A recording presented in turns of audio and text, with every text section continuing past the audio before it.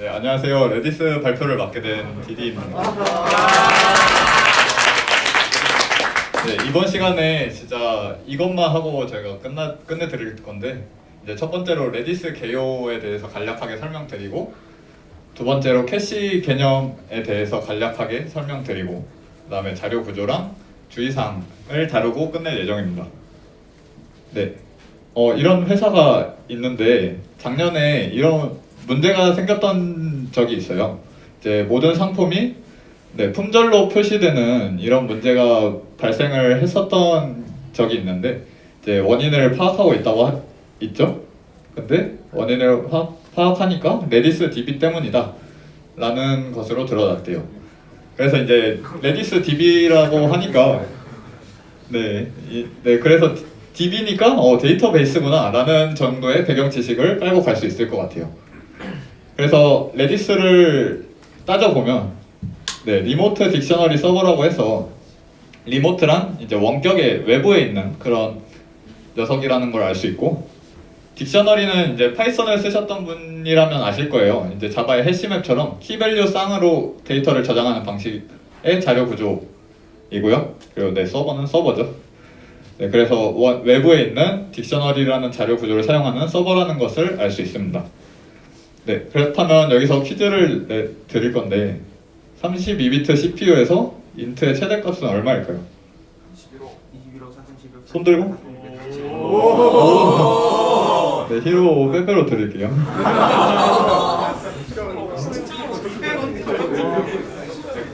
그래서 제가 이걸 왜 말씀드렸냐면, 이제 그 키 밸류 쌍에서 키가 이제 인티저 레인지를 넘어가면서 생겼던 문제였던 거예요.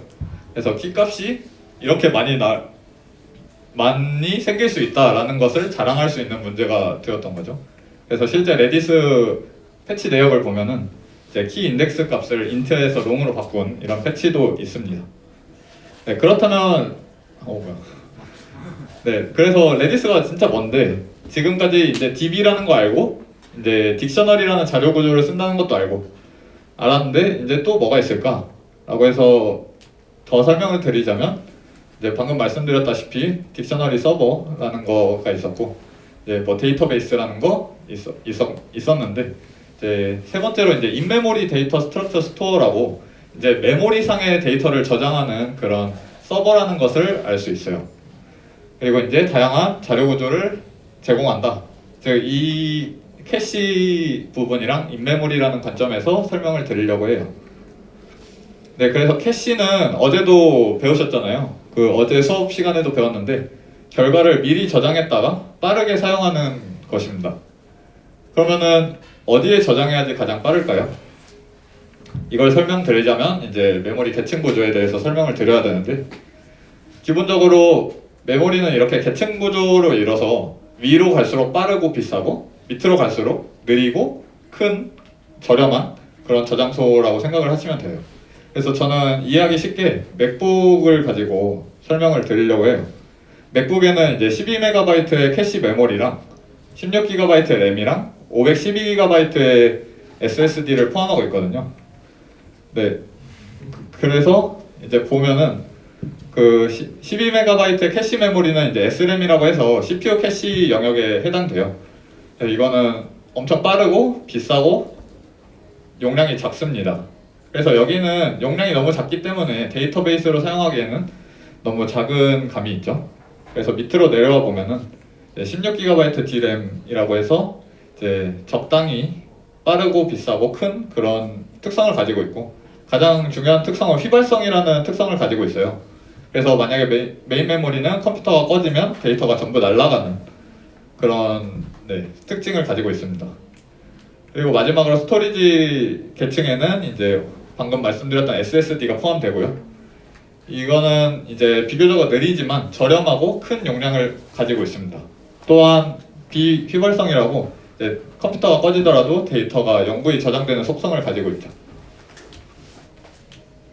그래서 나오게 된 게, 기본적으로 데이터베이스는 데이터를 컴퓨터가 꺼지더라도 저장해야 되기 때문에 SSD에 저장을 하는데, 기술이 발달하고 이제 하드웨어들이 커지다 보니까 이제 메인 메모리에 저장해서 좀 더 빠르고 쉽게 데이터에 접근하면 어떨까라는 개념으로 나오게 된 게 이제 레디스입니다. 그래서 더 자주 접근하고 덜 자주 바뀌는 그런 데이터들을 이제 메모리상에 저장해서 더 빠르고 쉽게 접근하자라는 개념으로 나온 게 이제 인메모리 데이터베이스 레디스입니다. 네, 그러면은 이제 레디스에 대한 배경 지식은 다 깔린 것 같아서 간단하게 자료 구조 설명하고 넘어가려고 해요. 그래서 이 레디스와 기본적으로 비교되는 비교군이 이제 멤캐시드라는 그 인메모리 데이터베이스가 있는데 그 가장 큰 차이점이 이런 컬렉션 자료 구조를 제공한다는 점입니다. 그래서 간단하게 이 자료 구조에 대해 설명을 드리면 이제 스트링이라고 자바의 맵점 엔트리와 동일한 이런 키 밸류 한 쌍을 의미하는 자료 구조가 있습니다. 그리고 넘어가면 리스트라고 링크드 리스트, 자바의 링크드 리스트와 동일한 자료 구조가 있고요.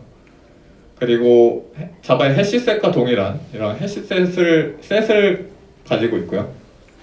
그리고 자바의 트리셋과 동일한 솔티드셋이라는 자료 구조도 있습니다.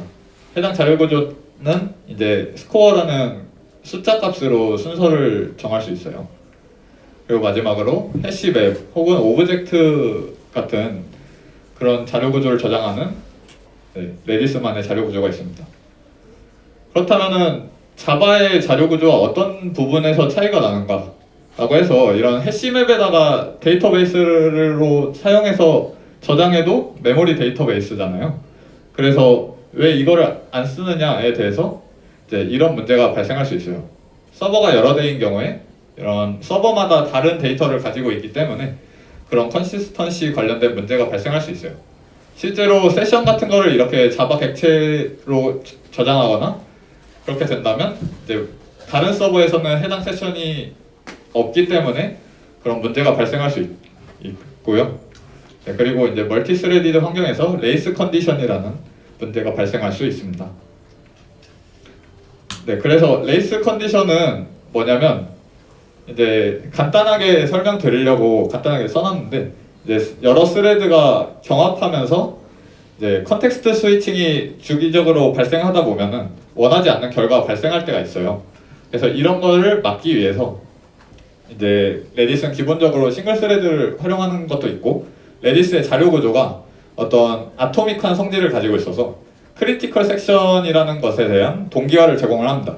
여기서 말씀드린 크리티컬 섹션은 동시에 프로세스가 여러 개가 접근하면 안 되는 영역이라고 생각하시면 편할 것 같아요. 그래서 이제 여러 트랜잭션들이 리드와 라이트를 동기화함으로써 원치 않는 결과를 막아주는 그런 기본적인 구현이 레디스 자료 구조에는 되어 있습니다. 네, 그렇다면은 이 레디스를 어디서 쓰냐에 대해서는 이제 서버 방금 말씀드렸다시피 세션 같은 여러 서버에서 같은 데이터를 공유하는 경우에 쓰게 되고요.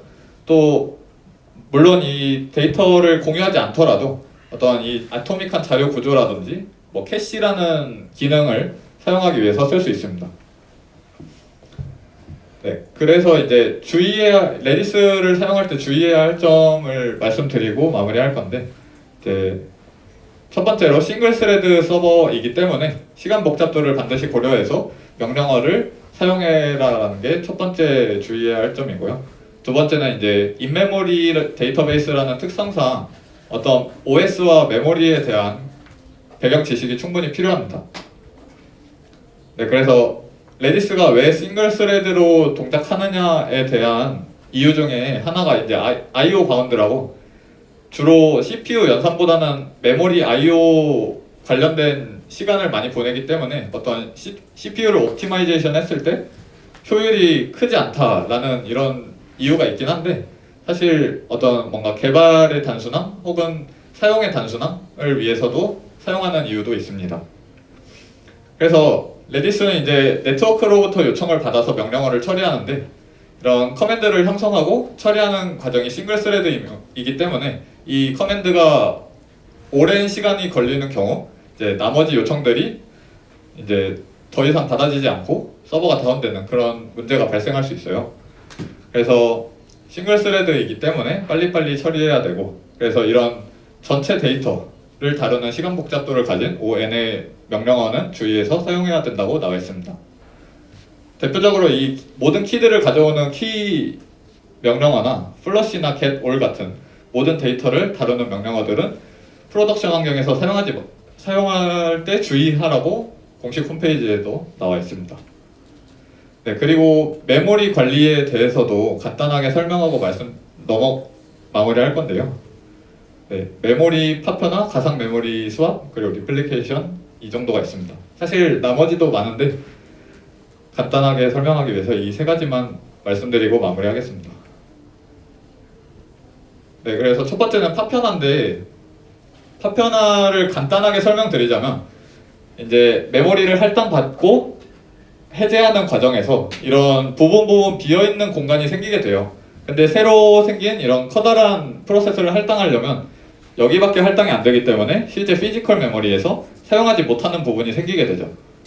이런 문제 때문에 실제 사용하는 것보다 더 많은 메모리를 사용하고 있는 것처럼 컴퓨터가 인식하고 이 과정에서 프로세스가 죽는 현상이 발생할 수도 있습니다.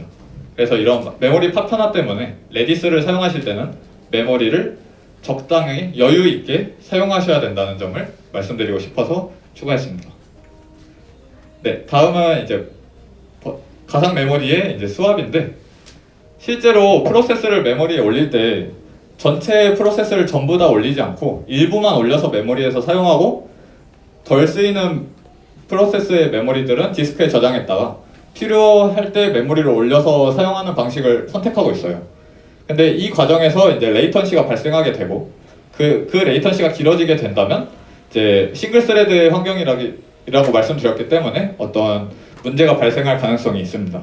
그래서 이런 스왑에 대한 배경 지식도 충분히 필요하고 이런 스왑을 쓸지 안 쓸지도 결정하는 그런 선택의 여지에 있어서 배경 지식이 필요하다라고 말씀드리고 싶네요. 마지막으로 이제 리플리케이션인데요. 이제 레디스는 방금 말씀드렸다시피 휘발성을 가지고 있는 메모리상의 데이터 저장소이기 때문에 항상 이 유실될 문제를 안고 있어야 돼요.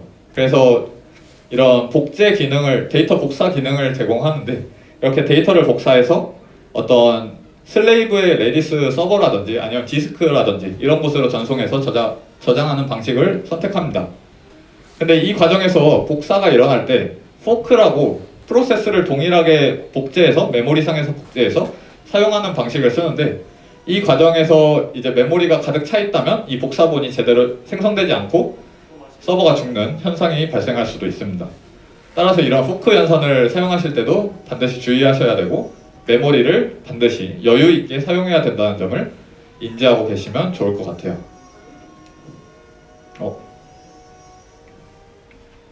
네, 그리고 이제 마무리하려고 하는데 다루지 않았지만 한번 관심 있으신 분들은 이제 뭐 레디스를 저장소처럼 사용하는 레디스 퍼시스턴트들을 키워드를 제시해드리니까 찾아보시면 좋을 것 같아요.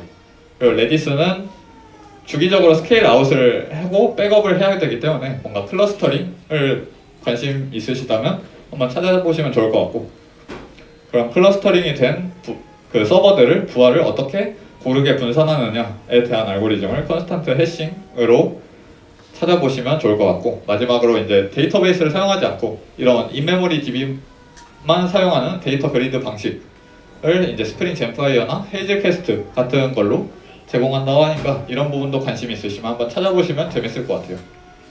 네, 이상으로 발표 마치겠습니다. 감사합니다. 질문 있으시면